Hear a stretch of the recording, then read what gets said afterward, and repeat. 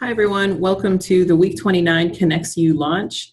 This week's topic, we are going to be discussing a little bit about being kinder to each other online.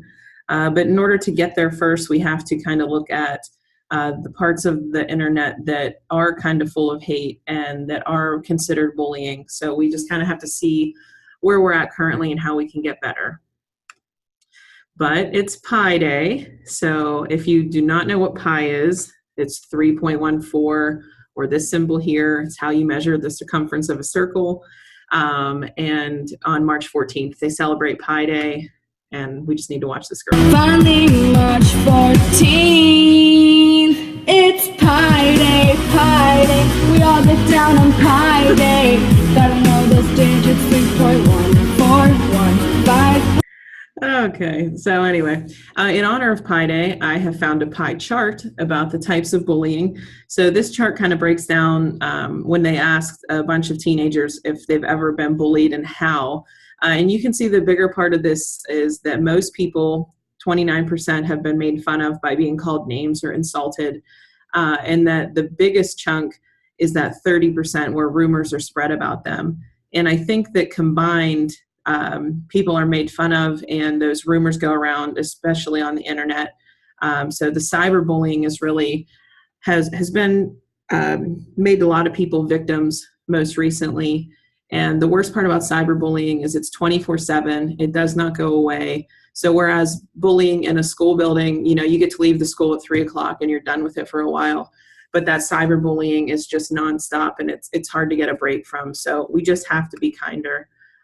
Just a couple more stats on cyberbullying. According to DoSomething.org, 43% of kids have been bullied online. 70% report seeing frequent bullying online. 80% of teens own a cell phone, so that makes it the most popular means of cyberbullying. So whether that's sharing something that really was not yours to share, just making fun of somebody behind their back, or being involved in a Facebook group that is outwardly against a specific person or something like that. Girls are actually about twice as likely as boys to be both the victim and the perpetrator of cyberbullying. So girls do tend to be the ones bullying more than boys, and also tend to be the victim. So that shows that it's a lot of girls making fun of other girls. 75% admit they have visited a website bashing another student. And only 1 in 10 victims actually tell somebody that they're bullied. So that to me was the most alarming stat, is that 90% of victims don't ever tell anybody that they're being bullied. This was just an example that's actually just came across my Instagram yesterday. So this is Johnny Manziel, former NFL football player, got mixed up with drugs and alcohol, made some really poor choices, no longer in the NFL. He's trying to make a comeback and come back to the NFL. And his wall is plastered with comments like this one here. Somebody actually having the audacity to just type on someone's wall that they don't even know, kill yourself. I don't think it gets any lower than that. I see this quite a bit on the internet. And I know that this has happened to some of our kids at CPDLF and at some of their previous schools. And I really hope that you guys have never been the perpetrator, being the ones going onto the internet and typing these kind of things, because this would be really, really hard for somebody to come back from. And sometimes this is the final straw when a group of strangers is telling you to cause harm to yourself. So I just wanted to show, because, I was about to talk about it and then that came up and I just can't think of anything worse.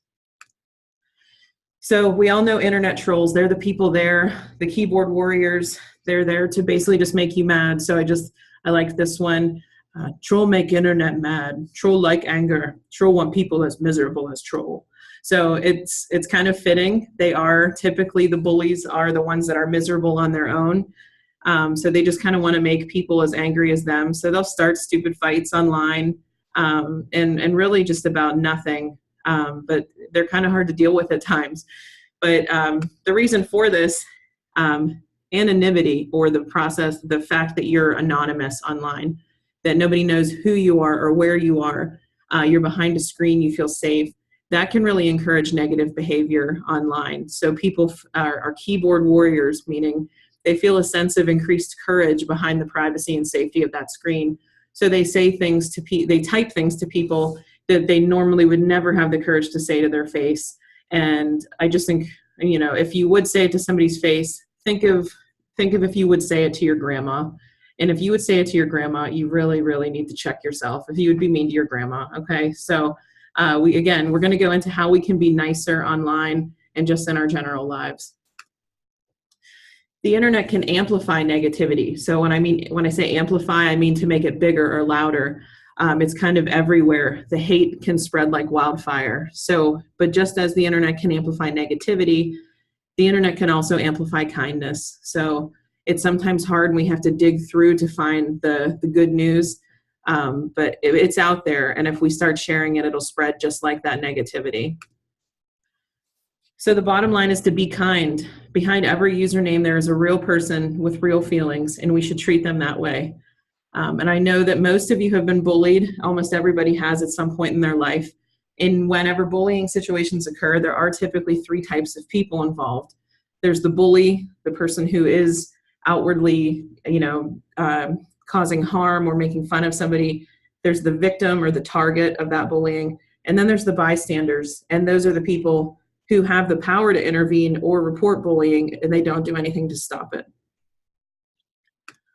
So what we want you to do, instead of being a bystander where you just stand around watching the bullying happen or viewing it online, we want you to be what's called an upstander. Upstanders are people who stand up for kindness and positivity. There's lots of ways that we can be upstanders online, and we can help stop bullying and negative messages. The first way would be to set a good example. Being a positive voice among your friends helps spread positive feelings all around. So that would be when you hear girls saying positive vibes only. You also want to be a friend. Being consistently friendly, both online and offline, shows your friends, your classmates, your peers that they're not alone. And then that can be especially helpful if they're being bullied or just feeling sad. Don't give bad behavior an audience.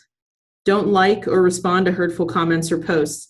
Sometimes bullies act aggressively in order to get attention, and if you and your friends don't encourage them, they're more likely to stop. Don't pass on hurtful messages. Instead, tell the person who sent the message that you didn't think it was funny or acceptable.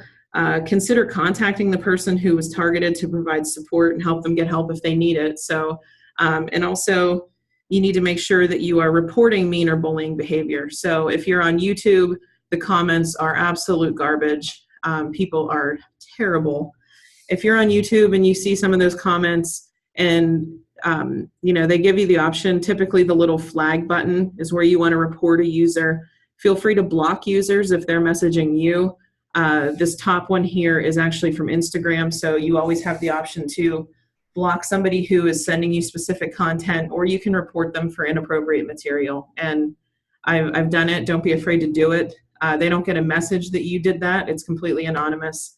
But we need to start being upstanders and report this negative online behavior.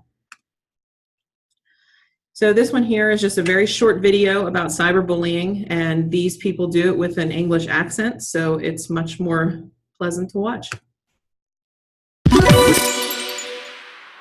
Hey Life Babblers! Today we're talking about cyberbullying.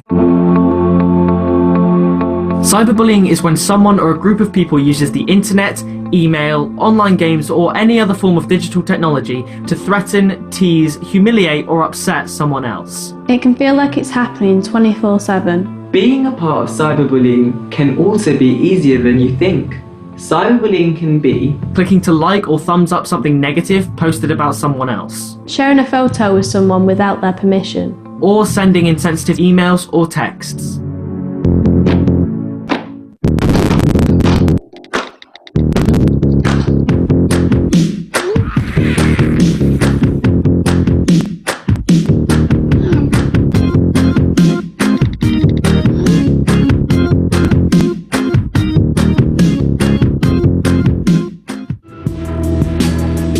Online bullying is very serious and can be 24/7. You can feel scared, Upset, embarrassed, or like everyone is against you.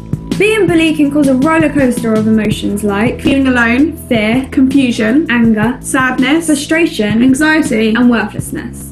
Some people who are bullied find themselves doing things that they wouldn't usually do in order to cope. And often they don't want to tell anyone because they're too scared to.